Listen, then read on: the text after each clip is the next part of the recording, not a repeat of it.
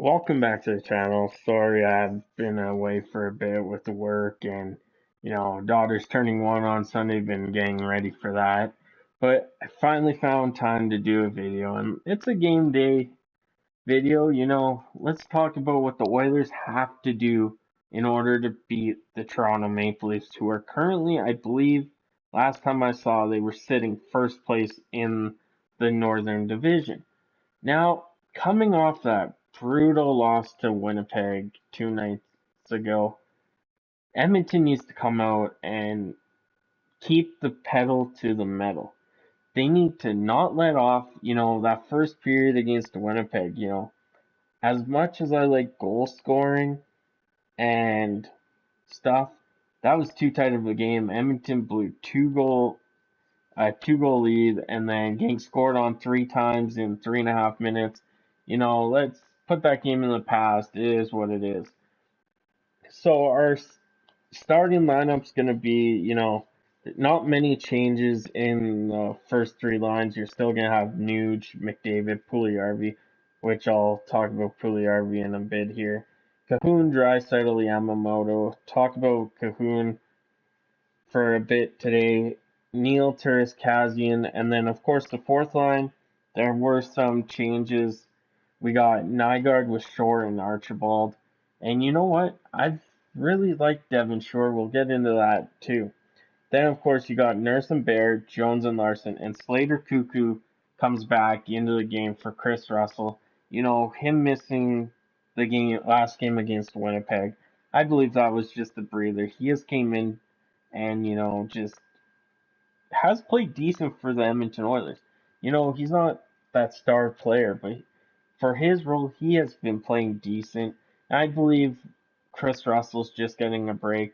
As much as, the 1 goal, the first game against Winnipeg went off of him, and then he's been playing quite a decent game for the third pairing, and I would actually like to see Russell and Cuckoo actually play together to see what they can do.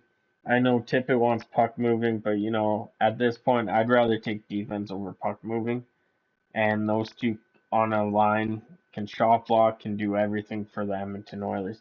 And then, of course, you got your starting goalie, that's Mikko Koskinen. And let's start with Koskinen. I feel, I feel bad for this guy. Comes in playing only 3 games, 4 games over the course of 305 days or something. Comes in, Smith gets hurt, and now he's playing game number 9, I believe it is, straight. He needs a break. I know Tippett's really hesitant on putting Skinner or whoever in net, but maybe against Ottawa, you give Koskinen these 2 games against the Toronto Maple Leafs. Against Ottawa, you just put Skinner in, give the guy a break. A lot of people have been criticizing him about his goaltending, and it hasn't been that bad. You could see the fatigues there, like from his rebound control and stuff.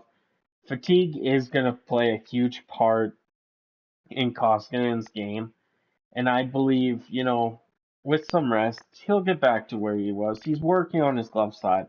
Remember his first year with the Edmonton Oilers, glove side was the worst. Last year was decent, this year it's kind of struggling again, but he's working on it. And like I said, fatigue's a huge thing for glove sides because you need to keep your hand up there. And, after so many games plus practices, I wouldn't be surprised if the Edmonton Oilers gave Koskinen a practice off and said, you know what, thanks for playing. Let's give you a rest before the game. Now, we talked about Cuckoo. Now, Shore.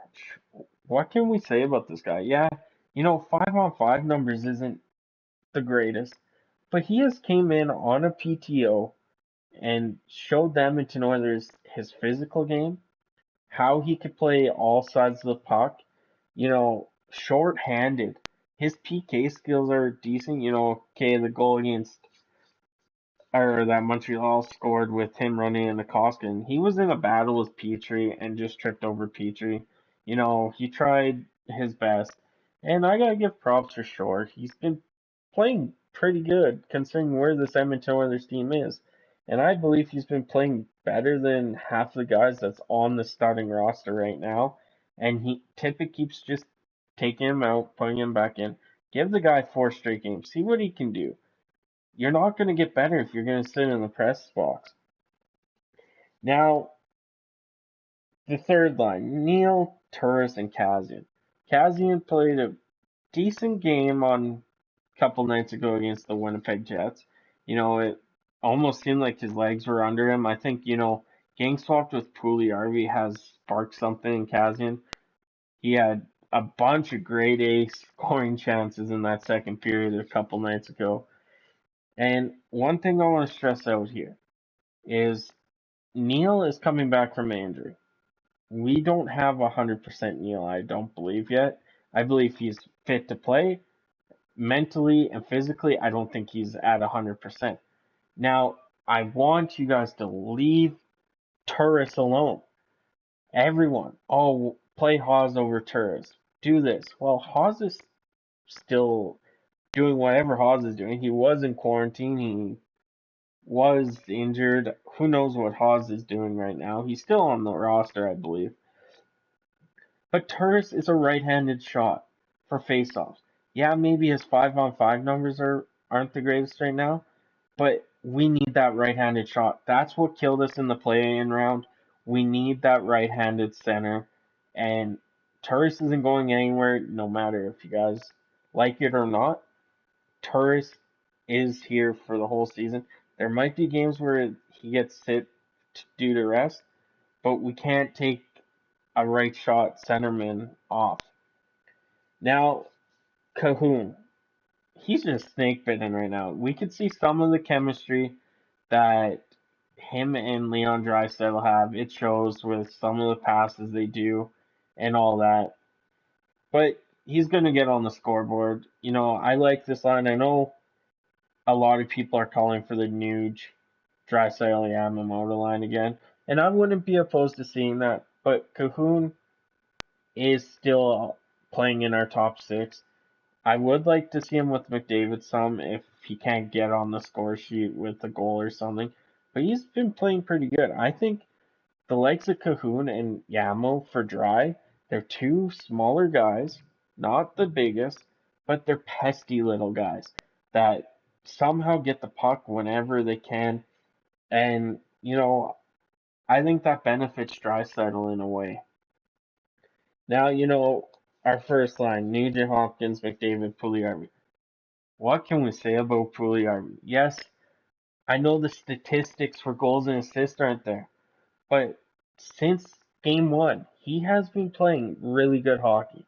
There's some penalties that he takes, but it's a guy coming back to the NHL, getting his feet under him, a bigger body, and he's playing really good support for Connor McDavid.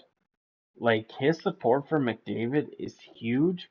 And I have, earlier when the signing came, I gave him high praise. I gave him, what he's going to score a lot.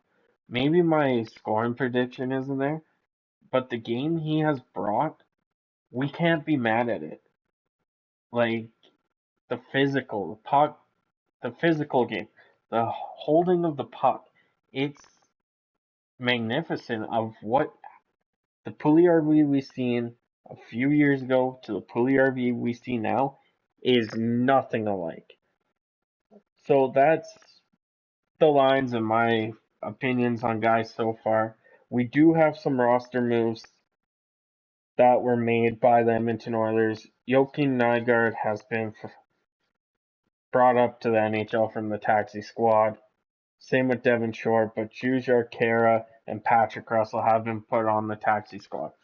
Now let's get into the keys of the game for the Edmonton Oilers. I said at the start, pedal to the metal. That is, of course, what they have to do. But they also have to keep the power play going. We scored 2 power play goals. They seemed really good with the left-handed defenseman on the ice. And I know it's Darnell Nurse and whatnot, but it really worked for the Edmonton Oilers. Defense. Don't lollygag back. 5 guys back, 5 guys up, break out. That is how every team that's been beating us plays. You know, we can't have guys changing and our center lollygagging back. I know how good Draisaitl is, but after halfway through the second of the game against Winnipeg, it was rough to watch. He was hardly skating, and he was puck watching. Just play defensive. That's all you have to do, and special teams. We can beat the Toronto Maple Leafs. We've done it once. We could do it again, and these are huge games. You can go 5 for 5 against Vancouver and Calgary. You need to go 6 and 4 against Toronto and Montreal. Then you have to win every game against Ottawa if we want to be a playoff team, and Winnipeg. The boys need to come out and just be physical. That game we beat Toronto 3-1. We were physical. Archibald hurt Thornton. As much as I don't like injuries, he was physical. Matthews was listed day to day because we were physical on them. So that's my game prediction and keys to the game. Game prediction, I say it's a 4-3 win for the Oilers. It's going to be a tight, gritty game. It's going to come down to special teams and keeping Austin Matthews and Mitch Marner off the score sheet. That is key for the Edmonton Oilers. I hope you guys enjoy the game. I'll catch you later on. I hope you guys have a great rest of your day. Have a good one.